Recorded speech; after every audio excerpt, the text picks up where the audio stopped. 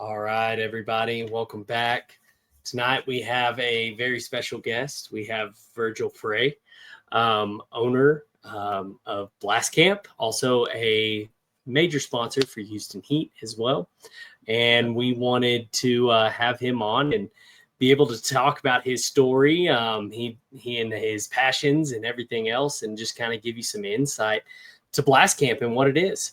So with that being said, Virgil is just, ever since I've met him, he has been nothing but genuine and very hospitable and just so great. And I've really enjoyed the time I've gotten to spend with him, and so excited to spend a lot more time with you. It's always just so great getting to be around you. You're always in great spirits, and it's awesome. So with that being said, welcome to the Rowdy Ones.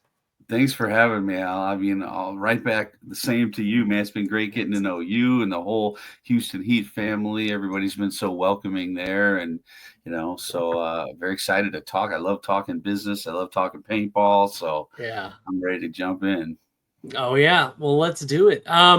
So let's start from the beginning. Paintball, like, you had to have some kind of passion to become an owner of a paintball field, right? So where did that all start for you? I think that my story is probably a little different than most field owners, in the sense that my passion wasn't paintball first, and then I decided to jump in and be a field owner. My passion was, business and entertainment and, customer service and those kind of things. And then it just kind of led me to paintball through a odd series of events, I guess. Okay. And then now I love paintball. I mean, all my best friends are in paintball. I got friends all around the country, and so now I really do have a passion for the industry and the game and all that. But it didn't start that way. It started really more as like a passion for running business and being that kind of thing. Awesome. So we kind of dive into that story? Yeah, I'd love to. Let's go. Man, dude, I was a corporate guy, man. I worked for Radio Shack for like 13, 14 years. I was a regional manager for them, and then worked for like Best Buy and then a couple other, big box retailers and so on. Mm-hmm. And I was just kind of done with it, man. Those are just long hours, long days. It's a lot of stress, a lot of that stuff. And, I kind of mentioned to my brother, who was only 16 at the time, and he was managing Blastcamp. So that tells you a little bit about, a 16-year-old is like the head managing guy of the field, the business. Although he's very responsible, he was 16, so I was like, I'm looking to buy my own business. I'd love to own my own business at some point. And he's like, well, man, you should talk to the guys that own Blastcamp. They were both in their 70s. They'd owned Blastcamp for 21 years at that point. And, they're just like, they didn't live close. They kind of were just, absentee owners, really. So I'm like, I should. And I gave him a call. And like 6 months later, we negotiated everything, and the rest is history. That's amazing. So when did you acquire? What year was that you acquired? Well, I closed on it September 11th of 2009. Okay. So bought an Army base on September 11th. There you go. Yeah. And man, I got to come out there. What was that, like 2-3 weeks ago? I think it was roughly 3. Yeah, about 3 weeks ago for the Mad Max game. Yeah, for the Mad Max big game. And man, when you pull in, just very nice manicured grass coming in, like, and it probably looks a little different on a non-big game weekend because, there was just people just all over towards the front, just staging up, getting ready. And camping and all that. Yeah. And so it was really, really cool. And then as soon as Ronnie and I pulled up, we saw you on the golf cart, and we got to say hi real quick, and we went around back and parked. But, I was so impressed by how just neat and clean and upkept everything was, from the grass to the facilities to the fields to everything was just immaculate. And it was so wonderful, and it's the best field that I've ever visited. It's just phenomenal. Wow. I was just so impressed. Like when you pull into that kind of place, if you were a first time, if you're coming out for your first time playing paintball, it's just like, okay, this is professional. This is really nice. And it was just like, first impressions are everything, right? I've been to some fields, you pull up and you're like, this is a heap, like it's a junkyard, but not there. And even your big game, like your rec ball fields, man, it was so fantastic. And it's probably one of the coolest ones I've been to. Like, it was just, yeah, no, thank you. Thank you for doing that for the community. It's so awesome. And, what I love the most about it, I won't get too far off on a rant, but I do want to say that Blastcamp is not like, you're not an absent owner. Your family's not absent. It is like a family-run business for y'all. You got Jackson there, your lovely wife. She was there helping out in the concessions, doing everything. You were out there grilling, grilling kebabs, which were top notch. Loved it. So good. And, it's great to see that, like, you're invested. It's not just a business where you hire someone to bring them in, like, and do the job for you. Like, y'all are all invested, and it's truly a family run operation, which is, I think, really important. Yeah, thank you. It truly is. And that means so much to me. First of all, that you say the things that you said there. I mean, because that's really important, that first impression. I want people to feel that when they get there. And that was kind of how I felt the first time I walked onto Blastcamp. So I don't think that's all just me. I mean, that place has a mystique to it. I mean, it's literally American history, Yeah.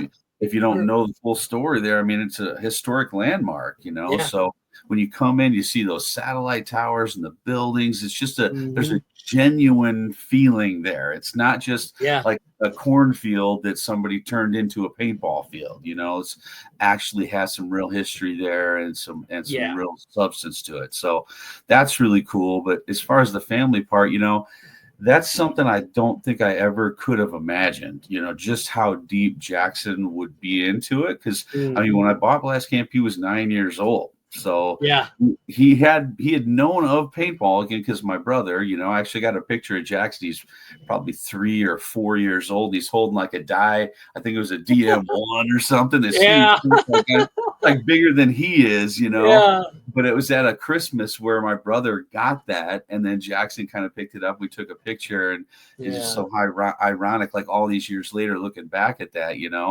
But how Jackson's taken to it, and all the success and hard work that he's put in over the years, and where that's gotten him, I never would have imagined that. I thought it'd be a cool summer job for him. He'd be able to brag to his friends or something. Yeah. But I mean, literally, man, it's just like he's been born to play paintball with the Team USA and everything else he's done. It's just been an amazing journey over the last 16 years, and something that him and I have done together, which is great. And obviously, like you said, my wife, she handles all the concessions and just knows everybody, and is just kind of very welcoming. And so it's really been a blessing.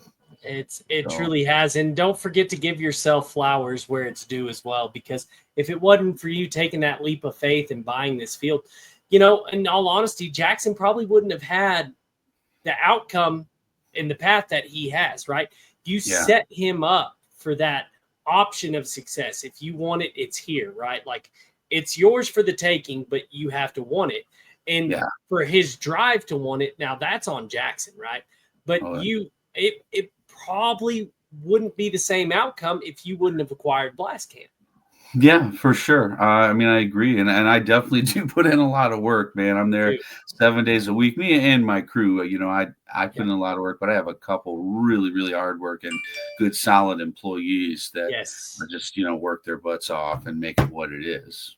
100%. And I can't speak highly enough about your staff. Like, just, it's not like that everywhere you go. Everyone is just so kind and outgoing, and what can I do to help you? And, you know, they're great. Everyone's happy to be there. And if you're happy to be there, you have a contagious environment of something amazing to be had. So I think it's just everything top to bottom, the little details, the big details, everything is just, it's freaking awesome, man.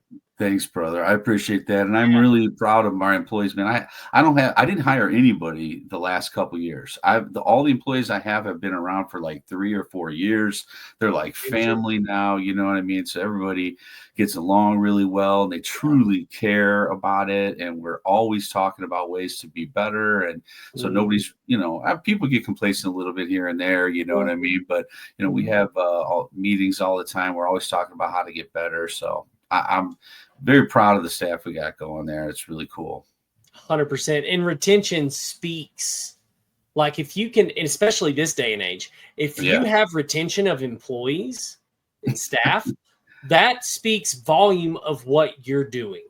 Agreed. And it's not an easy job. I mean, being a ref is not an easy job. And most of these guys got, you know, full-time jobs, and they're coming out to Blastcamp to work and have a little bit of fun, get away from things, you know.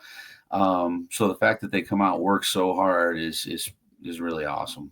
No, that's fantastic, and it speaks volume, right? That if you can retain staff, it speaks. It doesn't need words spoken about what you have, because staff retention will speak for itself, right? If you go into a bad place, and you, like anywhere, restaurant, a job like what I do, running heavy equipment, you know, whatever it may be, if you don't retain staff, that speaks of something going on in the inner workings of it. So it's fantastic. It's amazing. So dude, great. It's just all fantastic. And thank you for giving that to the community. And if you've never been to Blastcamp, go travel out to it. Travel for a big game. Travel for, you know, some of the classic X ball tournament. Go do it. Go. It's so amazing. Get out there. Well, you know, and that's another cool thing I like to always talk about when we're talking about Blastcamp is, like, we don't turn down any sort of combat sport. You know what I mean? We do airsoft, we're doing MagFed, we do scenario games, we do, you know, low impact. Obviously, we do the tournament stuff. Like any type of paintball or airsoft you want to play, you can come out to the field and do it. So that's awesome. Yeah, and y'all do also some big game airsoft stuff too. We do. Yeah, we do a lot of that. Yeah, we do a lot of that. That's awesome, given to that community as well. I'm sure they're just stoked about your place as the paintballers, you know. So I mean, the building layouts and everything in there, and then the trails through the trees, and just it's unreal. And when people were explaining it to me, they were like, you know, I was like, oh yeah, that sounds cool. And I got there and I was like, this is sick. I was like, this is amazing. It was so awesome. So no, it's just, I get so excited just talking about it. You know, real quick, Ronnie and I are talking about trying to get back out there for the October 19th big game. The Purge game. Yeah. That was really cool. So we have that full field PA. I don't know if we used that maybe in the Mad Max game. A little bit. Just to make a couple announcements. Yeah, but all of the missions are announced through that, just like the Purge movie, you know. So you hear that alarm, and then, you know, it's like to do this, go here and do that. So the whole field and all the players know exactly where the action's at. And, you know, it's bring your own paint. So everybody's just shooting like crazy, just, you know, crazy gunfights, and there's all kinds of cool stuff going on with that one. Dude, yeah, that sounds amazing. And y'all's big game is so professionally ran. It is so well put together. Like it's unreal. Yeah, that's Chad. Chad Losey. He's my field manager. He's been Yeah. around for many years, and he knows the business from all the angles. I mean, he knows Yeah. it from my angle, from like the safety, from a reffing, from a player, Yeah. from a producer.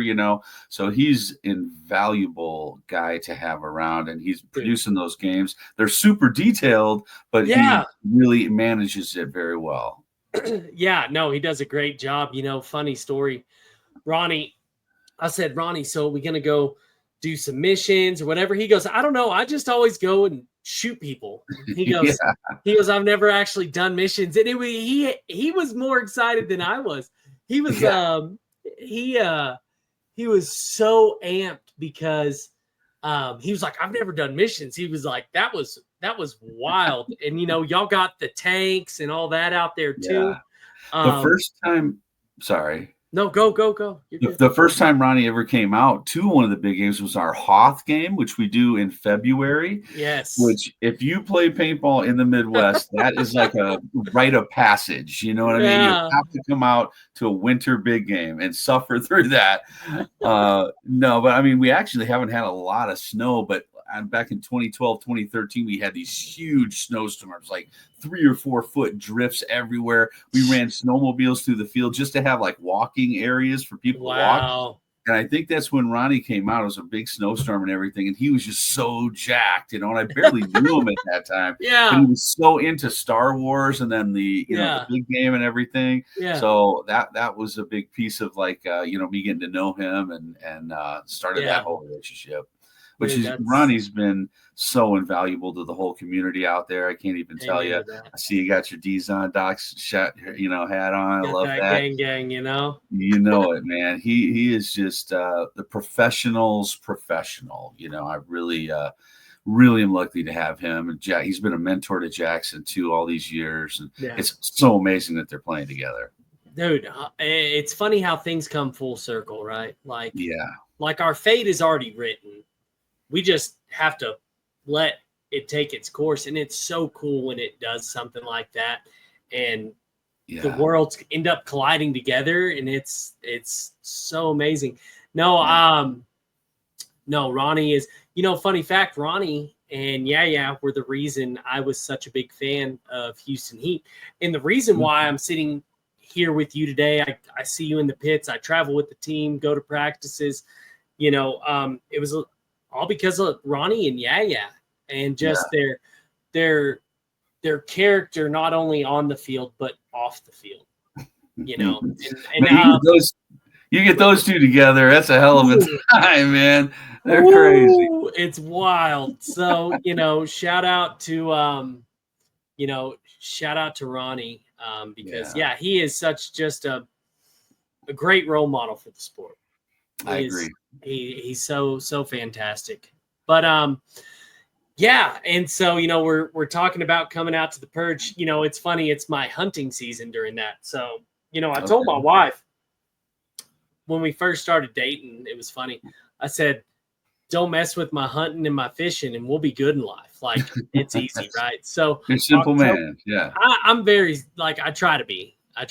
But so October is hunting season. October to like December for me is hunting season, like hard, when I really pound the ground and go out there, 1 o'clock mornings, all that stuff super early. Oh yeah. I take it very seriously, but so I told Ronnie, I was like, dude, I will make an exception during my hunting time to come out and do that again. I was like, I'll do it, dude. I will do it. But what's funny about that, the rules my wife told me the other time, she said, now it's don't mess with your hunting, don't mess with your fishing, and don't mess with paintball. And I was like, yep. I was like, just added a little bit, not a lot. But, so we're super pumped. He's just double checking his schedule. And, it's funny, we played speedball. We went out and played X-Ball with Infamous the next day. Yeah. And everyone was like, do we just want to go play the big game? Everyone was just so stoked because, we teamed up. We were with the Infamous guys Yeah. the day before, and then we were with some of the old Blastcamp, guys. Drew, and I'm blanking on the other one, but we went out there and we all teamed up, and we were just a force to be reckoned with. It was so much fun. Yeah, your side won. I don't know if you know that, but you guys won. I didn't. Yeah. I didn't know that was the final outcome. That's awesome. We were out there wheeling and dealing, man. Ronnie and I were full auto, 12.5 a second, just blowing and going. It was a lot of fun.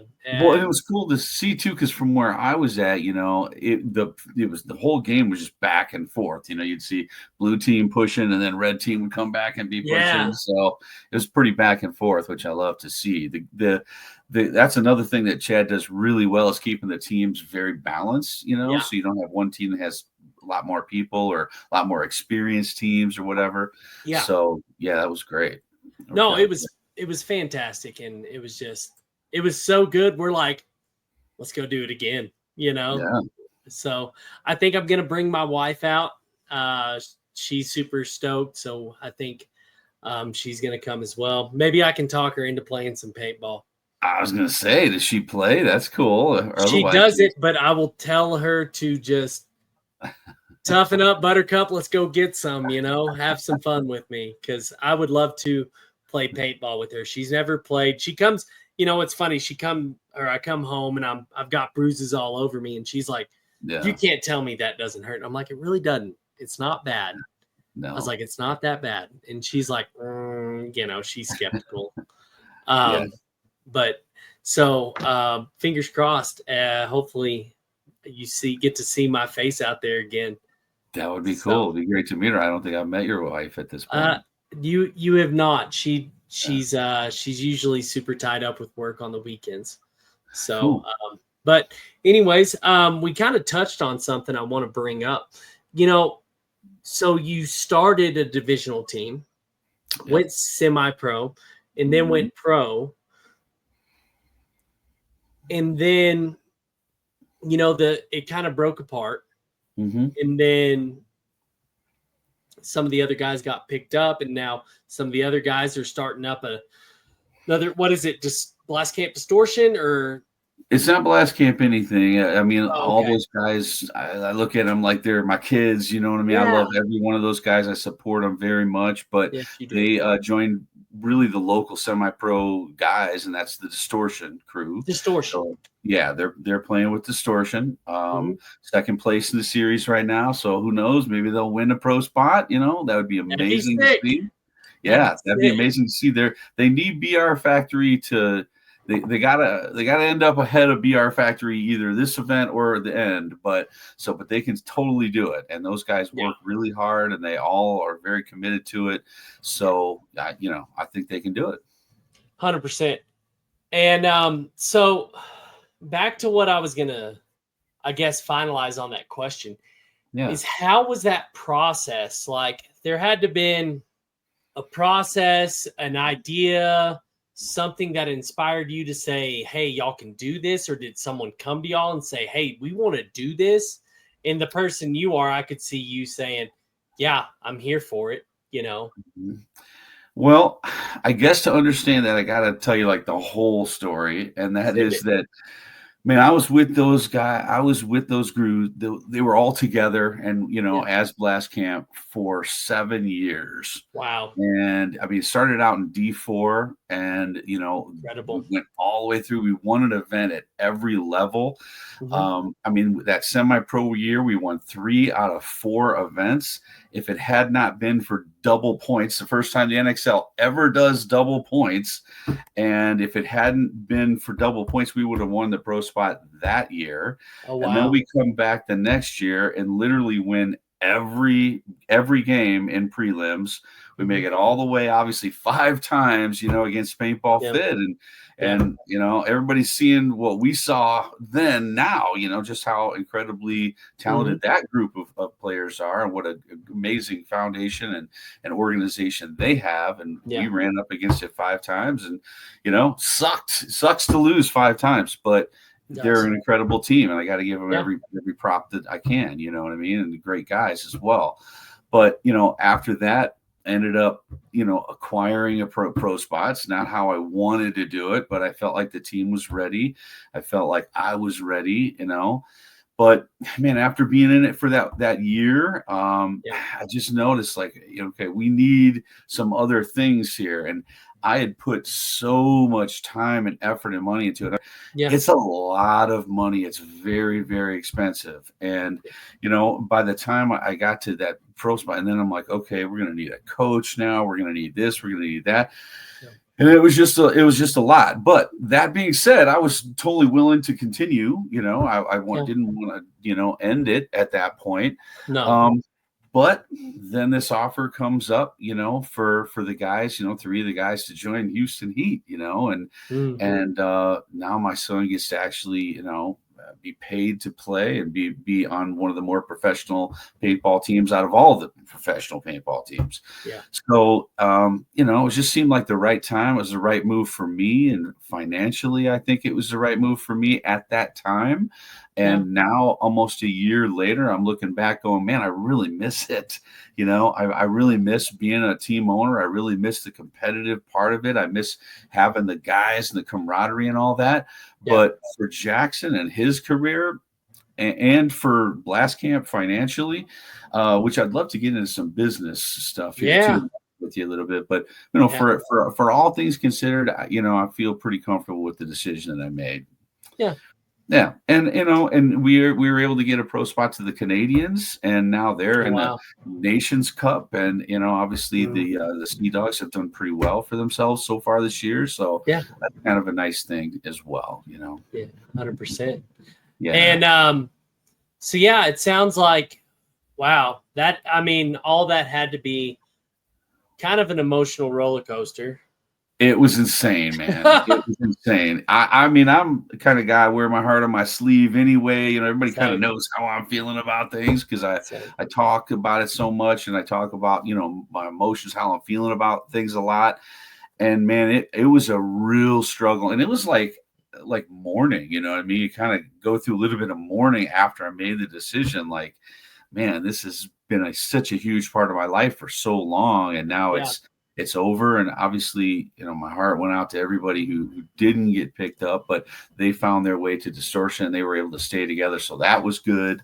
That's great. All those guys should be playing pro, man. They put in so much time and effort into it that they absolutely are talented and enough to be playing pro, and they should be. I think they will be at some point here soon. But it's kind of like the best of both worlds, man. I get to be a paintball dad and come enjoy, my son, watching my son play paintball.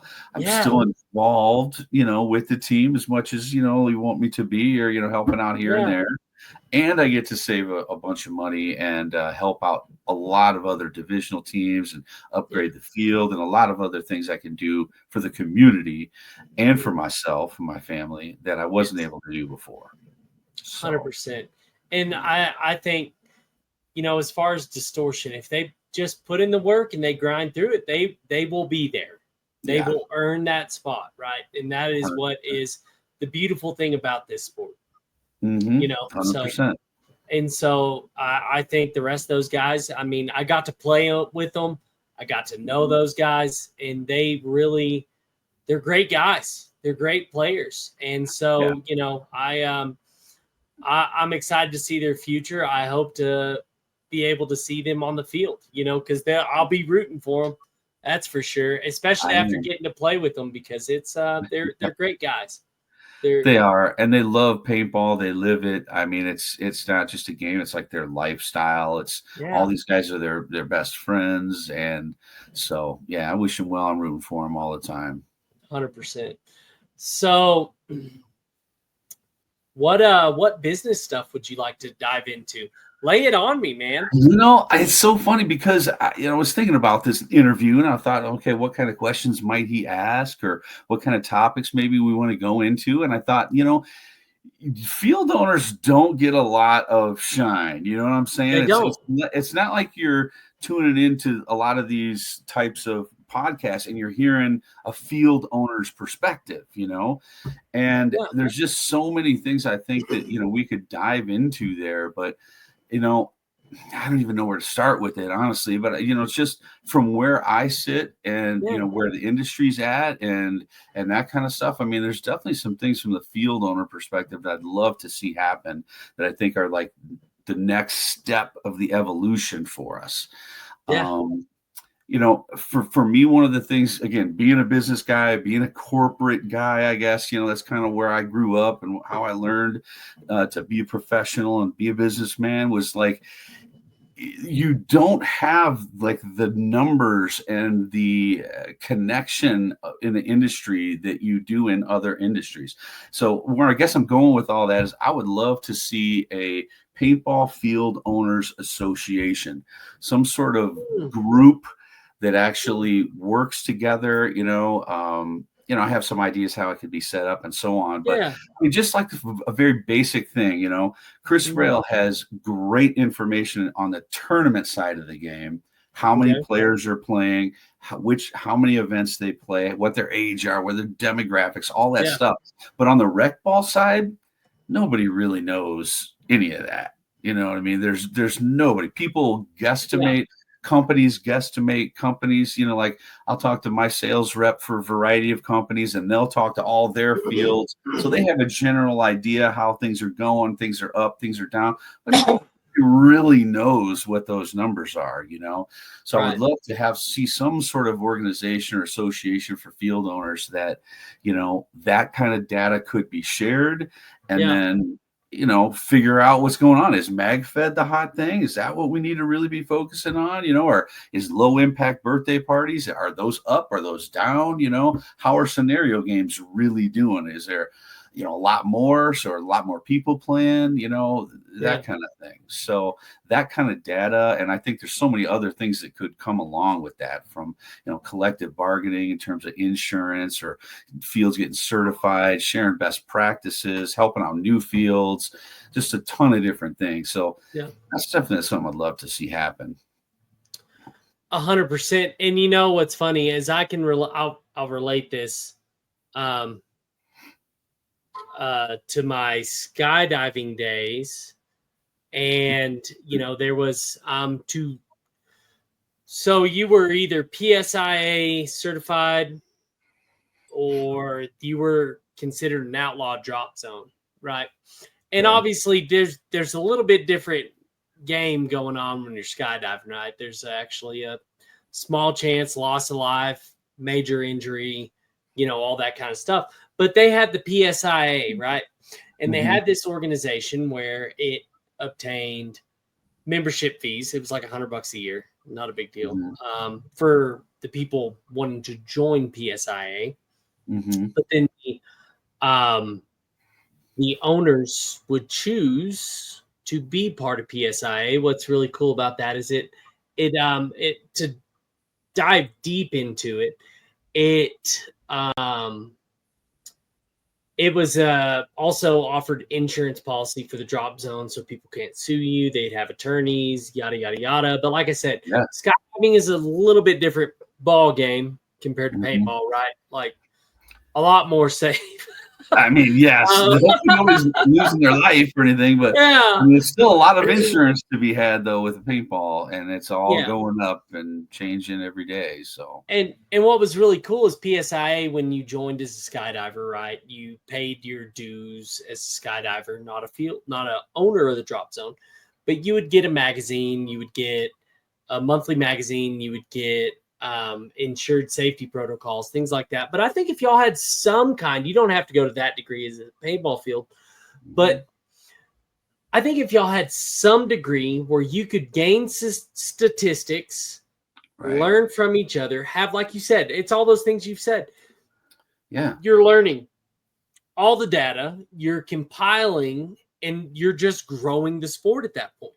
And I think it's definitely what you need. And I wonder, I don't think it would be hard to take because you have all that data. Each individual field owner has that data, right? Right. And so if you are actually sharing it, like, Adventureland in Texas or PB Fit and I mean, even if it started small, it's like our podcast, right? You're going to start small. But when Sure. people see the movement and things that they like, and they're like, oh, this is actually great, people start to join and follow and be a part of it. And I think someone's got to make a step to say, hey, I would really like to get on board with this so we can all grow the sport, help benefit, and essentially what you're going to do as an owner, if you do this, you're going to be making more money too, which is great because What it's all about. nobody wants to go broke when they've invested a buttload of money, right? And time and effort and all of that. Yeah. Yeah. I mean, time is money. However you break it down, whether you get paid for it or not, it's time is money. So, sure. I think that's a great idea. And I really, really hope, I hope this becomes a thing because if you can start improving your fields and how you advertise, and you're going to say, hey, we're going to focus on this advertisement this month, and now all the fields are gaining 20% more people a month. I mean, that's huge. And then it's going to grow. Agreed. And as sharing, best practice. I mean, there are Facebook groups where field owners are on there and they're, sharing some best practices or asking questions and things like that. So there is some sharing. And I know around the Midwest, all of the field owners around here get along really well. Yeah. And we all work around each other in terms of, games that our dates are on or our tournaments and stuff. I don't know if every region's like that, but the Midwest has got a great group of fields that have been around for a long time, from Hell Survivors to us to Badlands to PB Explosion to Fort Knox to Sherwood. There's ton of fields, like legacy fields that have been around for years, decades, so all the owners get along really well. But if the whole country could be that way, and we're not, even though we all get along really well, it's not like I'm saying, hey guys, I saw, X amount of people this last year, I'm up this amount or that amount in this category or that category. And, I think that information could be very helpful for field owners across the country. You can see 100%. It regionally or, across the whole country. So I'd say, if you talk to pretty much any field owner, I'd say the state of the industry on the rec side is walk-on play has been down. Private parties are down. Not a lot, just a little bit, just not quite what they have been, But then, airsoft, tournament play, those are way up. So you see the fields that are really diversifying and they do tournament play, they do low impact, they do maybe night ball, they're doing, these other avenues of paintball. Those are really helping the business out. 100%. The fields that all they do is just walk on play and birthday parties, they're probably down a little bit this year. Yeah.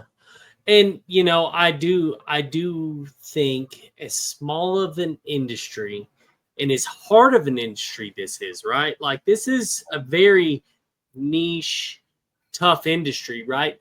Because we don't have the same kind of paint that we used to back in the day, right?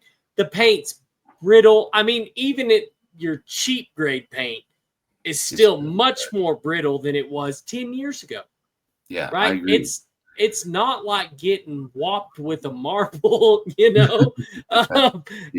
that's the concept that people have. Like, oh, it's going to hurt. No, it's really not. And your adrenaline's going, and you're excited. Go ahead. Well, a lot of that too is not even the company that produces the paint; it's how it's stored. When you if you're a field owner and you don't have an air conditioned spot to hold that paint in, you're gonna have bouncy paint. It's gonna give bruises and welts and the whole deal. Nobody wants that, No. So even if you buy a little bit lesser grade paint, but you store it properly, you're in much better shape. It's something I understand so well as being a pit guy. Yeah. Like we are so meticulous to not have bouncy paint and it is it's an art. Keeping paint is an art. It is. And especially say you order a pallet, right? To keep a pallet at a very good quality, is very important, because that means you're gaining a good experience. If you get this bouncy paint that's just awful, you're not giving a good experience to that first time player, to the people that are coming to spend money. And it's so crucial. And I think that's so key. Agreed. And even worse is if it breaks in the gun, if it's too brittle. That's the worst case scenario there. Man, that's always fun as a pit guy, hearing people come in and complain about paint, and you're like, either or, bouncy or brittle or too brittle it's a very fine line. So, it is. But go ahead. Yeah, the care that that the teams put into bringing a cooler, literally traveling to the event with a huge cooler, and you got ice packs. You're making sure those things are frozen, ready to go, and you got all that together. It's like you said, it is an art. It is, and I think it's very important for field owners to take that same kind of paint care. Like you said, have it refrigerated, store it properly. Don't let humidity get to it, because then you're going to start changing the physical ball, right? Yeah. So it's all super important. I would love to, I don't know if you want to spearhead it or whatever, but I would love to see some owners come together, start an organization, whether it's like PBFO, Paintball Field Owners Organization, right? Something like that. But I think a very large amount of people would benefit from that. I agree. And if the field owners are benefiting, guess what that means?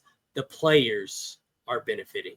Exactly. And so I think that's just a phenomenal thing that should happen. And I think it should already be in place. I agree. I mean, I think, people have tried it in the past, but, maybe the industry just wasn't ready for it, or they didn't approach it in the right way or whatever. Look, I'm willing to talk and work with anybody. So if somebody out there wants to kind of work with me a little bit, let's get it going. I'm totally down. And I do have a pretty good concept of how we could make it work, because I think a lot of people are skeptical. Field owners would be like, well, why do I want to share my information with this guy? You know what I mean? What's he going to do with my info, whatever. So there do definitely have to be some value in it for the fields to want to be involved, not just, hey, we're doing the right thing. Let's be involved in this, like actually get some value out of it. So, I think it can be done though. And I think it should be done. So hopefully 100%. It won't happen. And, it's like, I'm going to date it back to skydiving. You have those people, or those drop zones, those people that are part of that are more into the outlaw style drop zone, right? Yeah. They don't follow the rules. They don't follow regulations. It's kind of a free for all, so to say. I have some stories about that. I've been to a few outlaw drop zones, and I'm like, wow, but those people aren't necessarily needed if that's your outlook on paintball, right? Because it's about growth. It's not about growth in your wallet. It's about growth overall, because growth overall means, big things. And if people know, and if y'all are talking and you're like, hey, up in the Midwest, we're doing great with big games, out on the, what would that be? West Coast. You're like, hey, we're doing good in big games. But in the South, maybe in Texas or something, they're like, hey, we're seeing a really big push on more tournament style play. Yeah. I mean, whatever it may be, that is all valuable data, because then you get the reputation. It's like me. I'll go travel anywhere. I travel to hunt. I travel to fish. I just got back from the coast. I flew to the coast this past weekend, had a big fishing trip with some buddies, my dad. You were kind of telling me about a treacherous little event you had there. Dude, that was wild. Maybe we'll get into that at the end of this. It was insane. But I think more people want to travel to go do things, make it a vacation. If you someone knows that Blastcamp puts on a grade A+ big game, people are going to go do that. And if you offer camping where you can be on site or there's close hotels, things like that, people nowadays will travel for those things. And I think it's very important to have that, that kind of knowledge and input, because I just think it's great.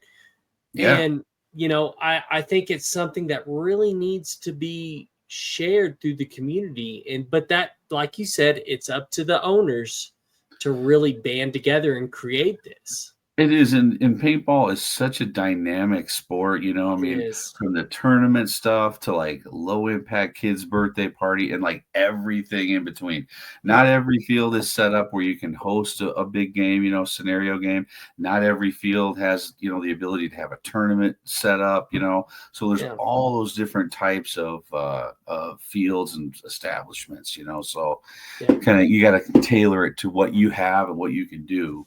I tell you though, I think overall with paintball field owners, they have a negative attitude about tournament guys. Most paintball field owners look at tournament guys like, we can't make any money with these guys, or they want so much, or it's, you got to lower your price and all this stuff.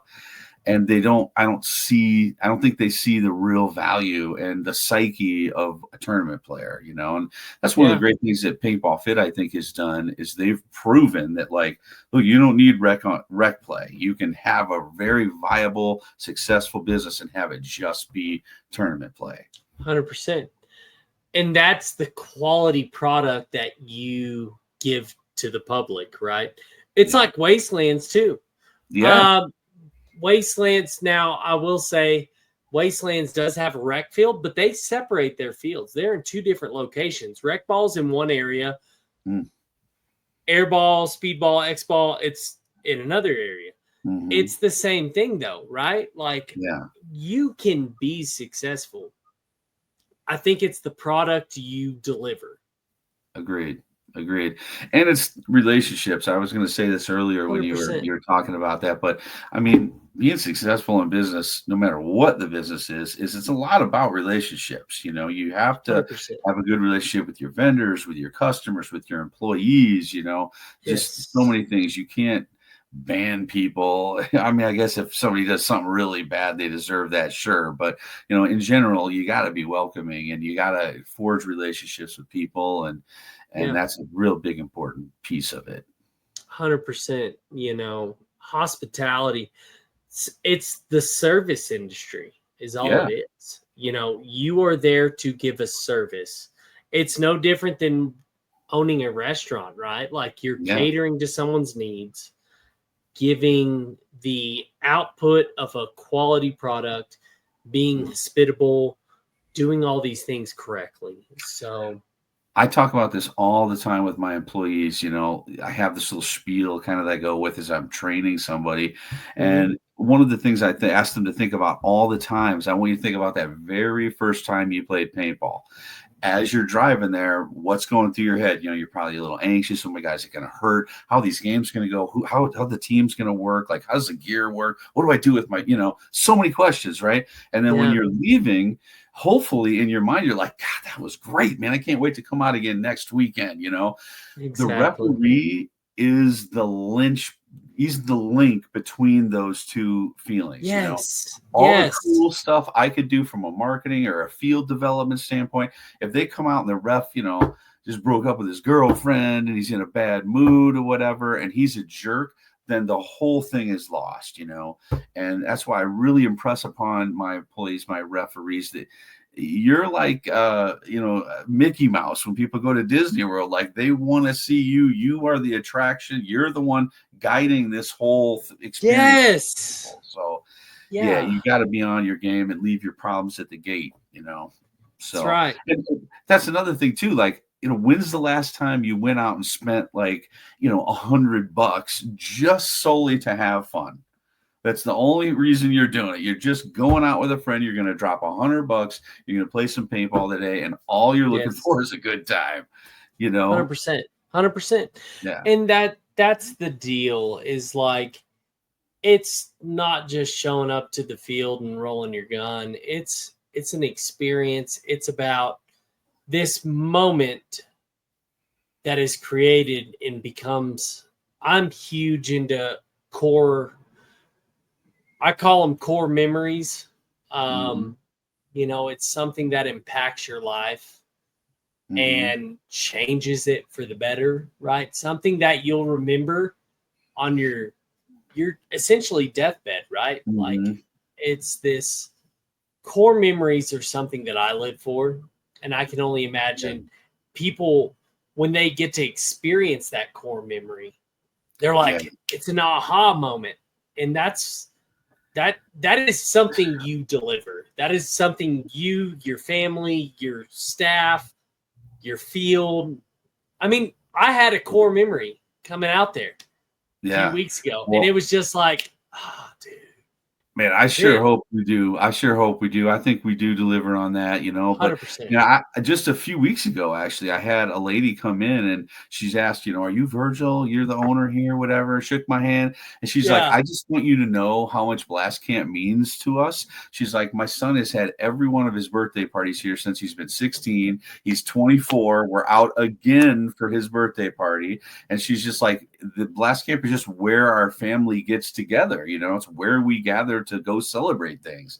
And I'm like, that's amazing. You know, I never, you know, met this lady before, and she just came up and shared that with me. And that, you know, that means the world to you. You know, that's like why you do everything that you do, all the hard work we put into it. That's the reward for it. I feel like that's the check mark, right? That is the tick off on achievements, right? Like that's huge for someone to keep coming back and keep coming back and keep coming back. And, something and to that's look forward to.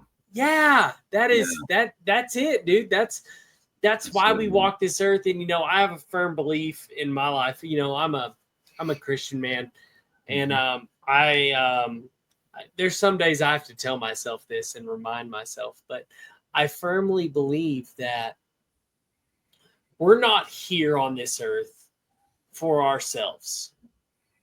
We are here to improve everybody else. Wow. And, you know, I try and do that. Some days are harder than the other, but I mean, that's something you do every day. Yeah. That's something that is like, it's something you live and breathe, and you just create experiences. And I think it's phenomenal what you get what you do. I think it's great what you and your family and staff, and it's beyond exceptional. It's amazing. Yeah. It is. It really has been such an amazing 16 years, you know. So I'm feeling thankful. And, you know, you're only growing, you know. You're only growing, man. I'm not going anywhere, man. Jackson's not going anywhere. Like Blastcamp's not going anywhere. Yeah. So. And what's your lovely wife's name? I'm sorry, I forgot it. Debbie. Debbie is her name. Debbie, that's right. You know, credit to her too, because when you walk into that concession stand, we were all just drenched in sweat, tired. She comes over and goes, "Can I get y'all anything?" She's like, "Can I help y'all? Like, what do you need?" Like, just so kind. Like, I mean, just everything y'all do is great. It's fantastic. So yeah. Real quick, are you I'm sure you saw me drinking on some of my whiskey. I'm a big whiskey guy. Do you like whiskey? I'm not a huge drinker. Yeah, well, I wanted to bring you a bottle of something really nice. For just the amazing time I had, the hospitality, just a token. I didn't know if it would if it's something you would enjoy. So I was going to ask you. I will enjoy it, and I will absolutely drink it. You know what I mean? I'm just not like a big drinker guy. No. My brother is a huge whiskey guy, so I know him and I could have some cigars and share a whiskey, you know, and I'm sure he would enjoy it as well. Done. I'm going to bring you a nice whiskey and some top-notch cigars the next time I see you. Hell yeah. We'll because I want to extend your hospitality and give you something. So thank you. Yeah, no, thank you. I can't thank you enough. Like it's just the experience I got to have was, like I said, it was a core memory, and Yeah. I like to express gratitude in gifts. My love language is gift giving. I love that. So I love that too, man. I love to make people feel good, just by something basic, giving somebody a nice compliment or noticing something about them or, using their name in a sentence, like stuff like yes, that is those small little things really yes, shows people that you care and you're thinking about them and you're attentive to what they're doing. And I think that's a big part of why I enjoy owning a paintball field is just kind of being I'm the guy that hosts the party every weekend, if you yeah, will. You know what I mean? People are coming out to my house to have fun and enjoy themselves and leave and have a core memory, have a great, time and, get some exercise and that kind of thing. yeah, So I love it. And the team, the tournament ball, that really has spurred my love on because I'm a very competitive guy too. Like I want yeah, to be best at everything, I want to have yeah, best tournament field and the best field and just all the stuff, So yeah. I'm very competitive. So the fact that we have a competition part of Blast Camp now, or at least for the last, gosh, it's been 9 years now we've had tournament ball there. That's really spurred on my love for competition and even more for paintball. So cool. 100%. And your X ball fields are fantastic. Yeah. I really enjoyed those when we played Sunday. It was funny. I actually Sunday last point, I was playing with Jackson, so Ronnie, and I was playing back, and I played the back center, and then I'd work up and whatever when the time was right. I actually, and this was my fault because I got sloppy. Your turf was awesome after all that rain we had, especially like you could slide a mile. It was like, Yeah. and so I got sloppy and sliding, and it was funny. Last point, I went to dive up the middle in the zipper, and I actually jammed my humerus into my socket of my shoulder. And yeah, and nothing's torn or anything, but I went to the chiro and I was like, something's wrong here. I'm like, help me. I was like, I messed up. But need adjustment. yeah, she grabbed it and popped it like a whip and it came back in all in place. But Dang. I mean, dude, I'm not accident prone. I go hard and I live hard, so I take a beating where I can. But I dove on my elbow, which is dum move, and I dove from high. Like I was like, so, that's my fault. But anyways, it was funny. Your fields are so smooth and level, and the turf is so high quality, and your all your bunkers are so nice. Like the field, everything about your place is just so great. And I'm not trying to like beat a dead horse, but it was like the best experience a paintball player could have. Wow. All around. Well, yeah, I appreciate all that. I mean, before we got into it, I mean, a lot of around the Midwest here, a lot of the fields were such that like, you'd show up at 8:30, 9 o'clock. The bunkers aren't blown up. They're not all matching. You got one that goes down all the time. Maybe the nets aren't right. Maybe you're even finishing setting up the field. Like as a customer, you're there and you got to finish setting up the field or whatever. So, Jackson and I talked about this a long time ago that like, we don't want customers to have to do anything. I get like kind of upset, if I see a customer helping to blow up a field or, blow up the bunkers or whatever. I'll be like, hey, where's my employee at? I'm paying for somebody to do that. You are a customer, I mean, like I always appreciate somebody helping out. Don't get me wrong. But, we talked about that a long time ago that like, we want it to be very professional. You show up, you're serious about paintball, you can, get there 8:30, fields ready to go. The bunkers are set up, they're blown up. It's a new layout every weekend. Jackson just works so hard and, cleans He all that does. stuff all the time. And, we got the system set up. Now we got the lights. Like there's just, so much going on there. And, It's great. so yeah, I mean, and being professional and showing people that we care and we want you to come here and enjoy yourself. We don't want to have to come here and work, Yeah. Do our stuff we should be doing, So Right. I think that's the standard now. Every year it Yeah. gets a little bit higher. We add another level of service to it. 100%. And that's the thing, though, is what I could tell from you when I showed up. It's not ever good enough for you. You always are like, where can I make it better? Where can I be to grow? How can I make this a better experience? And that is the feeling when you're driving into Blastcamp. You're like, Yeah. and that's what it takes, though, right? To be a top-notch facility. It truly is like one of those deals where, if you're not trying to continuously grow, Mm-hmm. you're letting everybody down. And that's not the feeling you get when you show up to Blastcamp. Yeah. It is great. And to see the owner out there, you, Mr. Virgil,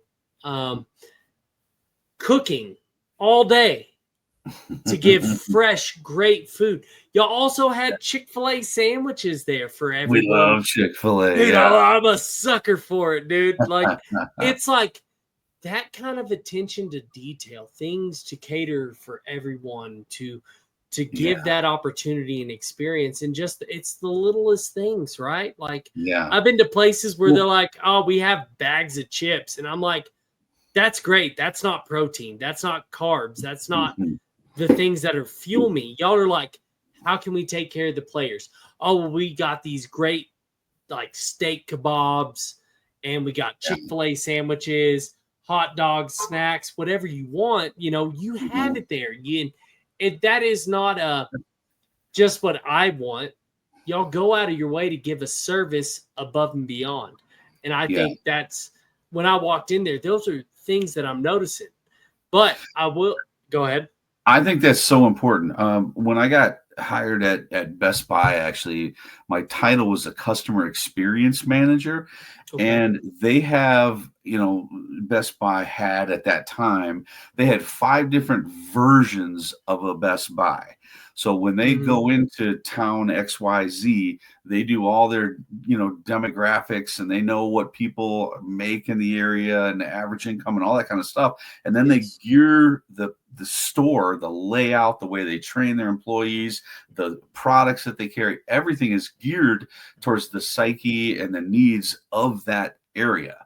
And I took that with me, and it's kind of like, that was one of the first things we kind of dealt with. I did a survey monkey and kind of got some information about our customers and tried to realize exactly what they need. And a tournament player has a whole different set of needs than like an 8-year-old birthday party, or a bachelor party, or somebody coming in for walk-on play that just enjoys coming out and playing paintball, in walk-on play, or the scenario guy. Scenario guy wants free camping.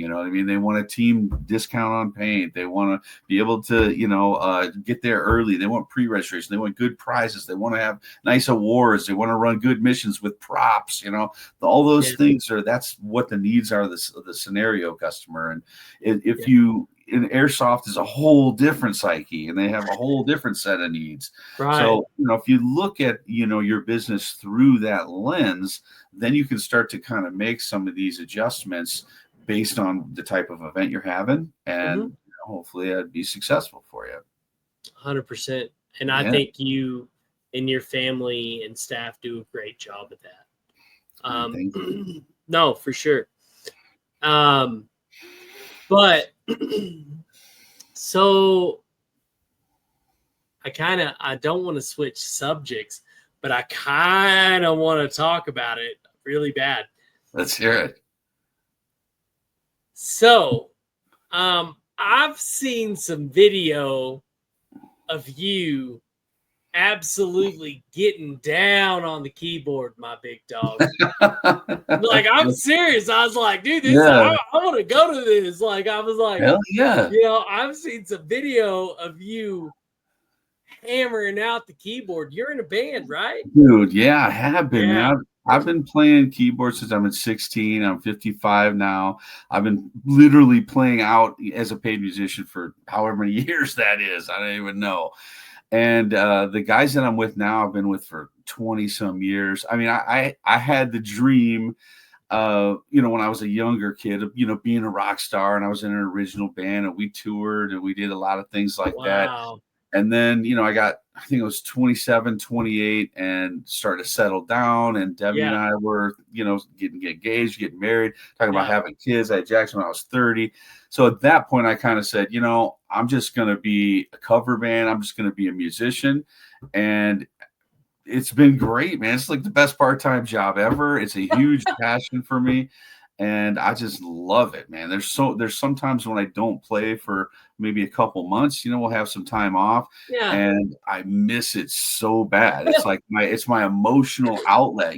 I can't believe they pay me to do it. I go hang out with my friends and I play music and I get paid, and it's like amazing. It's the best thing ever. So I do really, really enjoy it. It's a big part of my life. So 39 years of playing the keyboard. Yeah, man. There's rocking and rolling, my big dog. So, you play. It's not like you play like this small dive bar gig. Like, you play at big casinos and all kinds of places. Like, run me through that, man. Come on. Well, we've done a lot of different things over the years, but now our little circuit is like, we'll play a wedding or we'll play a casino. We do a lot of those. We do some of the bigger clubs around here. We'll do like private parties, corporate parties, so yeah, it's just, I don't want to say we're a variety band, but we play anything from, a brand new, song you hear on the radio right now currently, to old 70s stuff, to country, to hip hop and R&B and all kinds of stuff. So we're all over the map, just whatever the gig calls for, Your tool bag is deep. You got a lot of tools in that bag. You can do whatever is needed. That's it.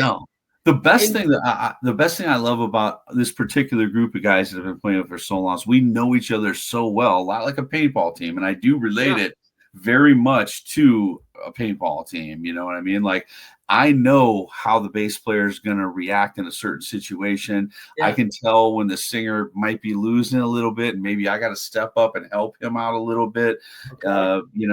Different things like that. You just know from being a team and working with that guy for that long, very similar to the way a paintball team operates, and then I would equate the two a lot, give examples of both. But what I particularly love about this group is that we're just fearless. Like, somebody will just yell out a tune, I want to hear this, and we've never played it before. We're like, all right, let's do it. Let's go in A. Okay. We just go for it, just do it. And a couple sour notes, you know what I mean? It's bound to happen. We've never played the song before, but we can get through it and we'll do it. And customers really appreciate it, and it's just a lot of fun. You never know what you're going to get into. And I love that part of it. See, that stands out to me as your giving side, that generous giving side. Like, it's hard as a musician. So I've DJ'd. I still play the fiddle. I played the fiddle since I was like 7 years old. Play the bagpipes, mandolin. I can play the cello. I can do all that. And as a musician, it is hard when someone comes up and says, we want this, and to have never done it before. It's very, very hard to execute on that. But to be able to do that as a team and as a person, that is a very selfless aspect, because you don't know, if you've never done it before, especially in public, there's difference in a studio and there's difference being in the public that, like, people don't understand as a musician, and to be able to just say, guys, let's get it. A, that takes a phenomenal artist, and B, it's a very selfless giving act, because that is tough, because people that want to listen to music have an expectation. Yeah. But well, especially if they're coming up requesting some specific song, like they really want to hear that tune the way it should be, Yeah. Yeah. Exactly. And I think that's great. So where did you learn to play the keyboard? How did that come about? So my dad had a set of drums in our basement, and I just kind of started messing around with drums, playing drums. Yeah. And then when I was in middle school, it was like 6th or 7th grade, they would do this little thing where they would test you out and like see what instrument you should play, and they decided I should play the trumpet, right? I came home and I told my mom that, and she's like, "Hell no, you're not playing the trumpet. You got a set of drums downstairs. That's what you should play, the drums." I'm like, okay. So all through high school and stuff, I was in like marching band, and I was, I was a drummer. Yeah. But I remember I was 16, so just got into high school, and this guy came up and he's like, "Hey, we need a keyboard player, right, for the band." And I'm like, "Well, cool. All right, I'll be your keyboard player." And I'm thinking in my head, I'll just get to the first practice, and the drummer will suck, and I'll fill in for him, and I'll just be the drummer. That's what I'm thinking in my head. But I get there, and the drummer was phenomenal, like one of the best drummers, I've ever been around. I'm like, all right, well, I guess this keyboard thing, I should probably learn how to do this. So, I put in my 10,000 hours, man. I mean, I remember now things are so easy with YouTube. Like if we have to learn a song or something for an event, it's just so easy. You can go onto YouTube. You can see somebody teaching you how to play it. Yeah. I mean, back then I had a cassette that I had to rewind and try to figure out what they're doing and what keys. Yeah, all of it, So that's how I learned songs for many, many years. And, learning to play by ear like that, I think it really, really accelerated my, stuff. And I'm not like traditionally a classic piano player, and I took a couple lessons, but it's more like I'm more of a pop keyboardist, I would say. I mean, I can do a whole like Billy Joel and Elton John and Stevie Wonder. I can do all that kind of stuff, but like to sit down and play like in a piano bar, maybe where you're not singing or anything, you're just playing, that's not really my style, and I can't really do that. I'm with a group. Yeah. 100%. You know what's funny? I play the drums as well. I can play. Never really played a full trap, the kit. Mm-hmm. I have a little bit. It wasn't a problem for me. In all the things that I play, I listen and I can play it. Like I can listen to it and be like, okay, this, that. And bagpipes, the same. Fiddle, everything. Mandolin, you know what's crazy? Mandolin and fiddle they're keyed the same, but the mandolin has double strings on each key. So, so that was pretty easy to transfer over for me, because instead of running a bow, I'm just picking, and that's not a problem there. Bagpipes, I can listen and hear the pitch and run those kind of things. Bagpipes are the real deal. I mean, you got it all going on. You're squeezing that thing. You got both hands. You're doing all the notes. You got breath control. Yeah, that's a real deal, man. Yeah, and so that's like I started that because of my ancestral side. I'm a very proud Irishman. I'm very Irish Scotch. Cool. And what's crazy is like my mom did one of those DNA tests a while back ago, and it's absolutely insane. I've gotten to go to Ireland. Like my heritage is what really draws that. And it's like, it's funny when you hear an instrument that is really core to your ancestral side. It's like this thing that like tunes you in and you're just like really at peace. That's how bagpipes are for me. And I just love them.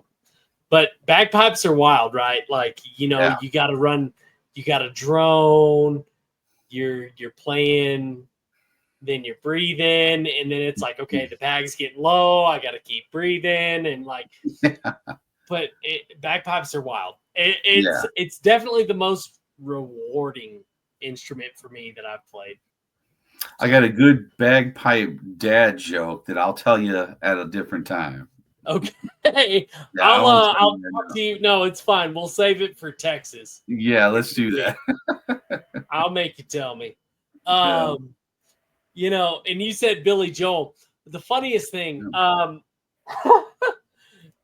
saw a meme the other day, and I figured you'll appreciate this being a pianist, keyboard player kind of guy. They were like, man, the Piano Man, for a guy that is about playing the piano, the guy playing the harmonica won't shut up. And I was like, that's actually pretty good. Yeah, that's funny.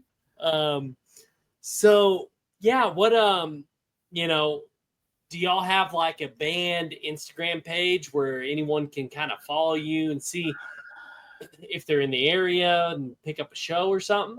We have a website.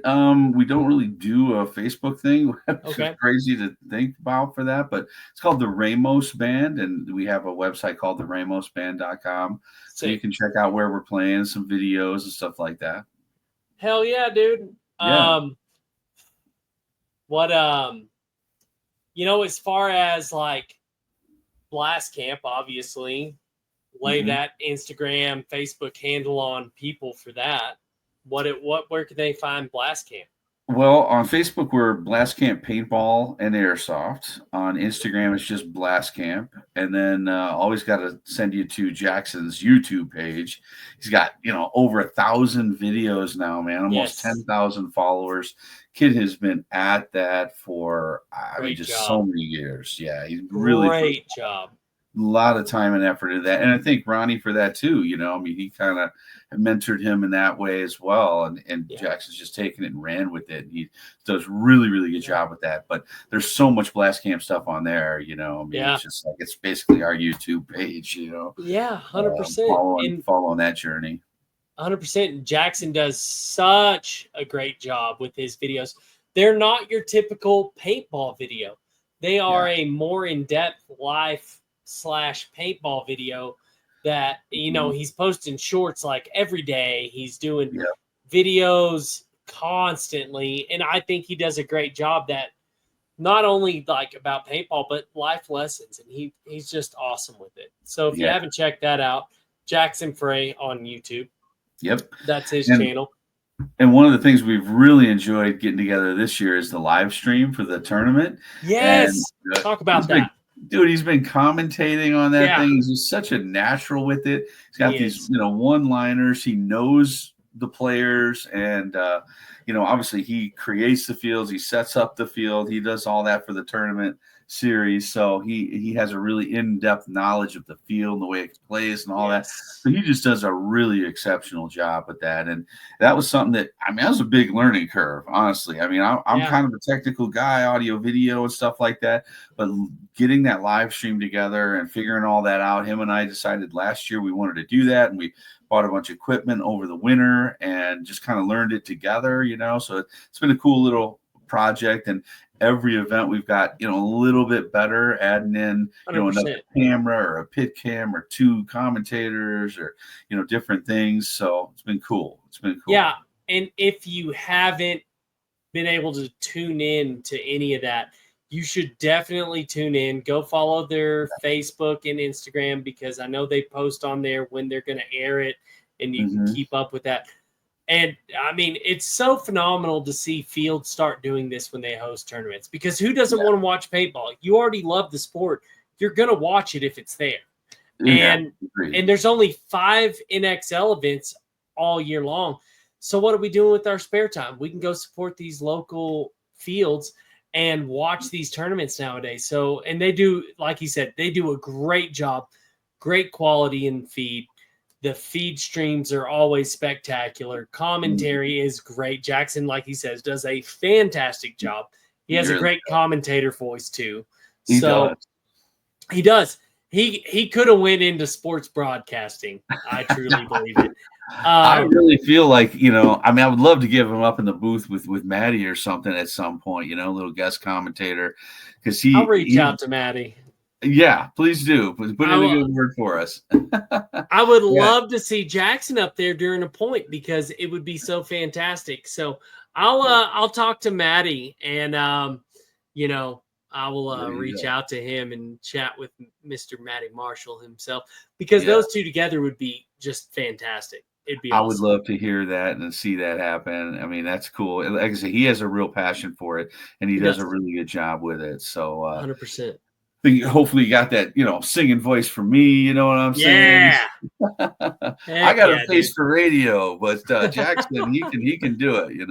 He can 100%. Yeah. Let's see if we can make that happen. We should. So my next thing is, I want to be respectful of your time. I know you're an hour ahead of me there, but so we talked about where they can find Blastcamp, where they can find Jackson, where they can find the streams. Like I said, I just want to give you your flowers, because the more time I spend with you, the more I'm like, man, your energy, the positivity, just everything about your character and morals, it's infectious, and it's so great. And I just really, really want to thank you for what you do for this community. And I do want to say this. I don't know if you can make it happen. This is my small request. I would love if Ronnie and I make it happen in October. I would love to get you on the field with us. Let's go run it. Let's go run it up. If you say, hey, I got 10 minutes with you, I'm like, big dog, let's go eat, We got to do that. I will do that. The last time I played was actually at Sherwood Forest. I went there and played a big game there. So last time I played was at a big game. That was, sick. I don't know, probably 2013 or 2014. I'm kind of embarrassed to say that, but it's been a long time. But, man, I'll get out there with you. Time to get back.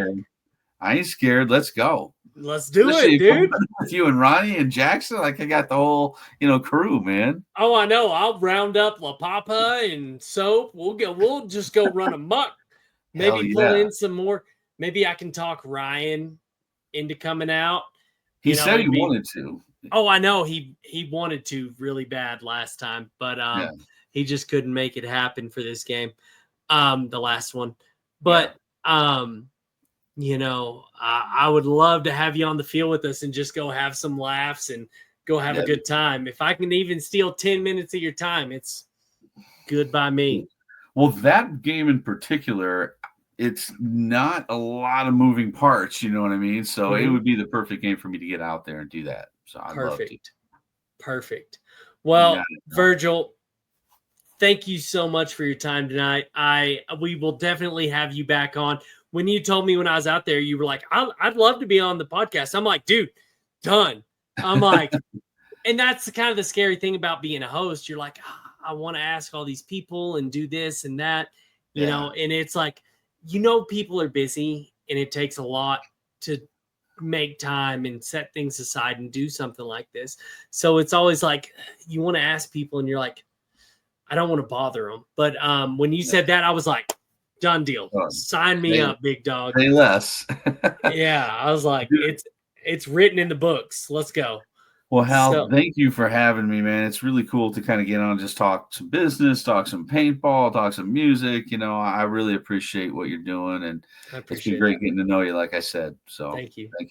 Well, dude, thank you so much. Not just for showing up here, but also what you do, like I've said, what you do for the community, it's just amazing. And I will say to anybody that wants to go travel to a field, to a big game, to go do a tournament, like a weekend tournament or maybe a day tournament, show up to Blastcamp. You will be welcomed with open arms.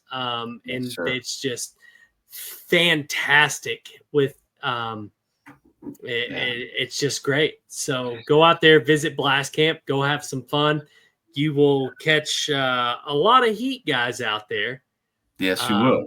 Shout out to being a sponsor for us. We greatly appreciate you. Absolutely. And with that being said, thank everyone for listening. Don't forget to follow all of Blastcamp's pages, but also find us on YouTube, the Rowdy Ones, and find the Rowdy Ones on Spotify as well. And you can also find us on Podbean. Make sure to do us a solid. Leave a comment for Blastcamp and the Rowdy Ones on either Spotify or YouTube. Tell us what you thought of this episode. And yeah, maybe we can coordinate some more Rowdy Ones. Oh, by the way, I got to give her a shout out. She was there taking pictures for you. O2 Natalie Photography. Yeah. She's a big fan of the Rowdy Ones, which I'm so grateful. I've never had a real photo of me for paintball, and really? she got a great photo. Shout out to Natalie. You're fantastic. Cool. If anyone wants to check her out as well, O2 Natalie Photography on Instagram. Go check her work out. She does a great job. Also, don't forget to check out Matt, Eagle Scout Paintball. He does a great job. He shoots photos and stuff out there too. He's our guy, man. He's out all the day. He's great, man. He's awesome. Yeah. But with all that being said, thank y'all so much for tuning in. We love you guys, and we'll see you in the next one. Thanks, Hal. Thanks for having me. Anytime, brother.